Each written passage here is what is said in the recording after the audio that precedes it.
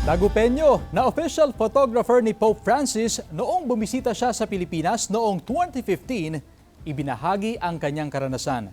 Tunghayan sa report. Mula sa 4,000 aplikante, isa lamang ang tubong Dagupan City na si Glenn Muñoz Lopez sa 23 pinalad na maging official photographer sa pagbisita ni Pope Francis sa bansa noong January 2015. Mahigit isang dekada na ang nakalipas pero sariwa pa rin sa alaala ni Glenn ang kanyang close encounter sa Santo Papa. I was so starstruck talaga na hindi ko namalayan na photographer pala ako. So, hindi ko siya nakunan. So talagang walang paglagpas niya doon ko na-realize na ay photographer pala ako. Ito ang winning shot ni Glenn kay Pope Francis at isa lamang ito sa mga kuha niyang larawan na nalathala sa libro tungkol sa pagbisita ng Santo Papa sa bansa. At ito na rin ang nakadisplay ngayon sa altar ng St. John the Evangelist Cathedral. Pahirapan daw ang pagkuha niya sa larawan dahil kadalasan sa crowd nakatingin ang Santo Papa kung saan wala siya roon.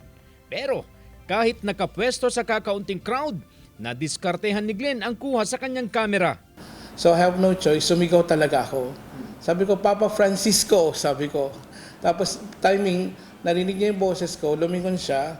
So nakita niya ako, parang nagka-eye to eye kami, then he make a sign of a cross. 9 na beses daw na nakita ni Glenn ang Santo Papa sa pagbisita niya sa bansa. Dama raw niya ang kabanalan ni Pope Francis na tila ba naghahatid ng positive energy sa kanya. Tulad ng isang pagkakataon na gusto niyang kuhanan ng larawan ang Santo Papa pero pinigilan siya ng autoridad. So sabi niya, no, stop, no. Sabi niya, ginagano niya yung damit. Kasi hinihila ako dito ng ground commander. So nung pagtapat niya sa akin, so he made the cross, sign of the cross sa akin, parang blessing me. Sa pagpanaw ni Pope Francis, naiwan sa puso ni Glenn ang simbolo ng kababaang loob na taglay niya ngayon sa kanyang paninilbihan sa simbahan.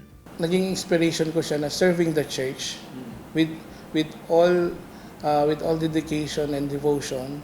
Pero mas nangibabaw sa akin yung pagsilbi sa simbahan with all humility.